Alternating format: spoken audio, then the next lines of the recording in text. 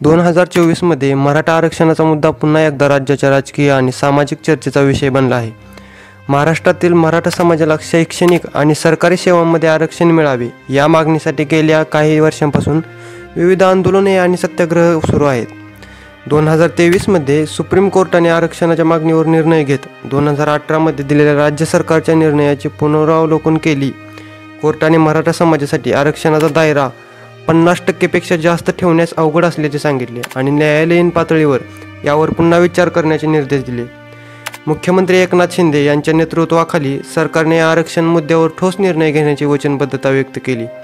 आरक्षणाचे फायदे मराठा समाजाच्या सर्व घटकांना मिळवून देण्यासाठी राज्य सरकार विविध योजनांचा विचार करत आहे. विरोधी पक्ष आणि समाजाच्या विविध गटांकडून राज्य सरकारवर दबाव वाढत आहे. काँग्रेस, राष्ट्रवादी काँग्रेस आणि शिवसेना, उद्धव ठाकरे गट या पक्षांना मराठा आरक्षणासाठी रस्त्यावर उतरून आंदोलन करण्याचे आवाहन केले आहे. मराठा आरक्षणाच्या समर्थनार्थ अनेक ठिकाणी आंदोलने सुरू आहेत, ज्यामध्ये रस्त्यावर पडलेले मोर्चे आणि शेतकरी संघटनांचे हस्तक्षेप असतात.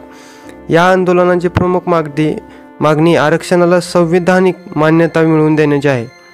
राज्य सरकारने मराठा आरक्षण मिळवण्यासाठी समांतर उपयोजनांवर काम करत आहे. शैक्षणिक संस्थांमध्ये विशेष कक्षेचे आयोजन तसेच विशेष आरोग्य योजनांचा समावेश करण्यात येत आहे. मराठा आरक्षणाचा संघर्ष एक दीर्घकालीन आणि संवेदनशील मुद्दा बनला आहे. 2024 यावर अधिक न्यायालयीन आणि राजकीय घडामोडी होण्याची शक्यता आहे, ज्यामुळे महाराष्ट्रातील सामाजिक आणि राजकीय संतुलनावर परिणाम होऊ शकतो.